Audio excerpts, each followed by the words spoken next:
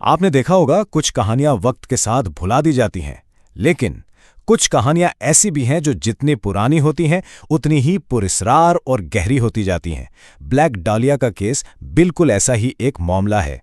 जरा सोचें, हम बात कर रहे हैं 1947 के लॉस एंजलिस की। जंग अज़ीम दोम अभी अभी खत्म हुई है, शहर में एक नई उम्मीद है, हर तरफ ख्वाब हैं। लेकिन फिर 15 जनवरी की एक सुबह लिमरिट पार्क के एक वीरान से प्लॉट पर कुछ ऐसा मिला जिसने इस शहर के सारे ख्वाबों पर एक बहुत ही भयानक साया डाल दिया। देखें, ये कोई आम जुर्म था ही नहीं। पहले ही दिन से मीडिया जैसे इस कहानी पर टूट पड़ा था। लॉस एंजलिस टाइम्स की ये सुर्खी उस तूफान की सिर्फ एक शुरुआत थी जो आने वाला था। जुर्म की तफसीलात सामने आने से पहले ही कहानी लिखी जा चुकी थी। तो सवाल ये उठता है कि आखिर ऐसा क्या था इस केस में कि एक औरत का कत्ल अमेरिका की तारीख का सबसे बदनाम, सबसे बड़ा अनसुलझा मुअम्मा बन गया। आइए आज की इस तफसील में हम इसी सवाल का जवाब तलाश करने की कोशिश करते हैं। तो चलें शुरू करते हैं इस खौफनाक मंजर से जहां से ये पूरी कहानी शुरू हुई, यानी एलिजाबेथ शॉर्ट की लाश की दरियाफ्त से। जो कुछ वहां मिला वो किसी के वहम गुमान में भी नहीं था। लाश को इंतहाई सफाई के साथ बिल्कुल कमर के बीच से 2 हिस्सों में काटा गया था, जिसमें खून का एक कतरा भी नहीं छोड़ा गया था, और चेहरे पर कानों तक एक भयानक मुस्कुराहट बना दी गई थी, जिसे एक ग्लासगो स्माइल भी कहते हैं। सबसे अजीब बात तो ये थी कि लाश को मारने के बाद न सिर्फ धोया गया था बल्कि एक खास पोज में जैसे नुमाइश के लिए रखा गया हो। ये सिर्फ कत्ल नहीं था, ये एक तरह का पैगाम था।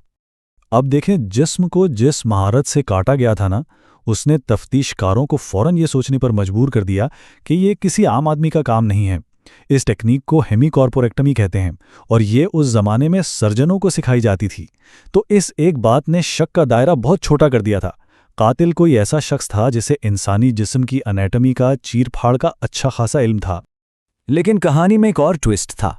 ऑटोप्सी रिपोर्ट ने बताया कि मौत की असल वजह ये भयानक चीर-फाड़ नहीं बल्कि सर पर लगने वाली शदीद चोटें थीं, और ये वो एक अहम राज था जिसे पुलिस ने आवाम से जानबूझकर छुपाया। उनकी उम्मीद ये थी कि अगर कातिल खुद कोई बयान देगा तो वो इस झूठ की बुनियाद पर पकड़ा जाएगा। अच्छा, इस सारी वहशत के पीछे एक जीती जागती इंसान भी तो थी, एलिजाबेथ शॉर्ट। लेकिन वो असल में कौन थी? उसकी हकीकत तो मीडिया के बनाए हुए अफसानों में कहीं गुम होकर रह गई। प्रेस ने जो तस्वीर बनाई वो थी एक ग्लैमरस लड़की की जो एक्ट्रेस बनना चाहती थी, जो हॉलीवुड की चकाचौंध का हिस्सा थी। लेकिन हकीकत इससे बहुत मुख्तलिफ और सादी थी। एलिजाबेथ असल में एक वेट्रेस थी जिसका कोई पक्का ठिकाना नहीं था, और वो बस एक मुस्तकिम ज़िंदगी के लिए जदोजहद कर रही थी। मीडिया ने सच्चाई को नहीं बल्कि एक ऐसी कहानी को बेचा जो ज़्यादा दिलचस्प थी। यहां तक कि इसका जो सबसे मशहूर नाम है ना, ब्लैक डालिया, वो भी उसका अपना नहीं था। ये नाम भी प्रेस ने ही उसे दिया था, जो उस वक्त की एक हिट फिल्म दी ब्लू डालिया से लिया गया था। तो इस एक नाम ने एलिजाबेथ शॉर्ट को एक हकीकी इंसान से ज्यादा एक पुरस्कार किरदार बना दिया और इस केस को हमेशा के लिए अमर कर दिया। तो अब आते हैं तफ्तीश पर और देखते हैं कि कैसे ये केस शुरू दिन से ही एक तरह से नाकामी की तरफ जा रहा था। आप सोचें, ये उस वक्त की तारीख की सबसे बड़ी पुलिस इन्वेस्टिगेशंस में से एक थी। सिर्फ एलएपीडी ही नहीं बल्कि दूसरी एजेंसियों को मिलाकर तकरीबन 750 तफ्तीशकार इस एक केस पर काम कर रहे थे। मतलब पूरा शहर कातिल को ढूंढने में लगा हुआ था। और इतनी बड़ी टीम, इतनी कोशिशें, इस सब का नतीजा क्या निकला? 0, 0। आज तक इस केस में एक भी गिरफ्तारी नहीं हुई। यही तो बात है जो इस केस को इतना परेशान कुन बनाती है। तो सवाल यह है कि आखिर गलती हुई कहाँ? इसकी एक बहुत बड़ी वजह थी मीडिया। अखबारों ने खबरें छापने की दौड़ में पुलिस को बहुत पीछे छोड़ दिया। रिपोर्टर्स ने तो एलिजाबेथ की मां को धोखा देकर उसकी ज़ाती तफसीलात तक निकलवा लीं, ये बताने से भी पहले कि उनकी बेटी मर चुकी है।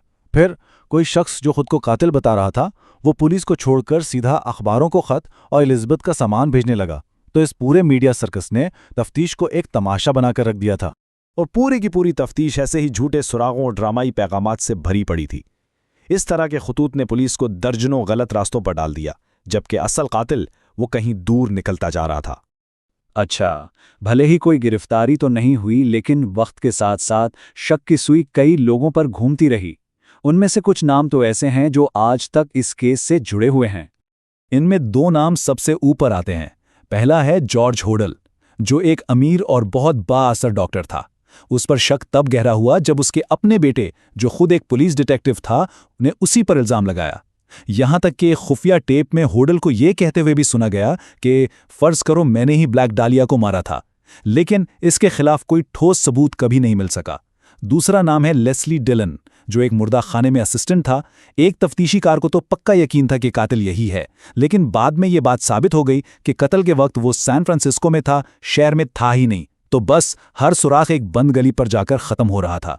تو اب ان ساری کڑیوں کو جوڑتے ہیں اور اس سوال کا جواب ڈھونڈتے ہیں کہ آخر یہ کیس ایک ایسا معمہ کیوں بن گیا جو تقریباً 80 سال بعد بھی حل نہیں ہو پایا۔ یہی تو اس پوری کہانی کا سب سے بڑا سوال ہے۔ 150 سے زیادہ مشتبہ افراد، 750 تفتیش کار، اور نتیجہ کچھ بھی نہیں۔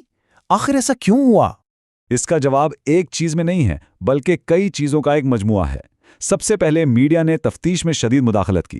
پھر قاتل بہت شاطر تھا، اس نے پیٹرول استعمال کر کے سارے ثبوت، خاص طور پر فنگر پرنٹس، مٹا دیے۔ اوپر سے 60 سے زیادہ لوگوں نے جھوٹا اعتراف جرم کر لیا، جس نے پولیس کو بالکل ہی غلط سمت میں الجھا دیا۔ اور آخر میں یہ بھی یاد رکھنا ہوگا کہ 1940 کی دہائی کی فورینزک سائنس آج کے مقابلے میں کچھ بھی نہیں تھی۔ تو ان سارے عوامل نے مل کر قاتل کو بچ نکلنے کا ایک بہترین موقع فراہم کر دیا۔ اور بس انہی وجوہات کی بنا پر بلیک ڈالیا کا کیس آج بھی لاس اینجلس کی تاریخ کا سب سے مشہور کولڈ کیس مانا جاتا ہے۔ یہ ایک ایسا زخم ہے جو شاید اب کبھی نہیں بھرے گا۔ اور آخر میں یہ سب ہمیں ایک بڑے سوال پر لا کر چھوڑ دیتا ہے۔ کیا اس کیس کی اصل وراثت وہ وحشیانہ قتل ہے، یا پھر وہ افسانہ ہے جو اس قتل کے ارد گرد بنا گیا؟ ایک ایسی کہانی جس نے ایک حقیقی انسان کی تکلیف دہ موت کو پاپ کلچر کا ایک ایسا معمہ بنا دیا جو آج اتنے سالوں بعد بھی لوگوں کو اپنی طرف کھینچتا ہے۔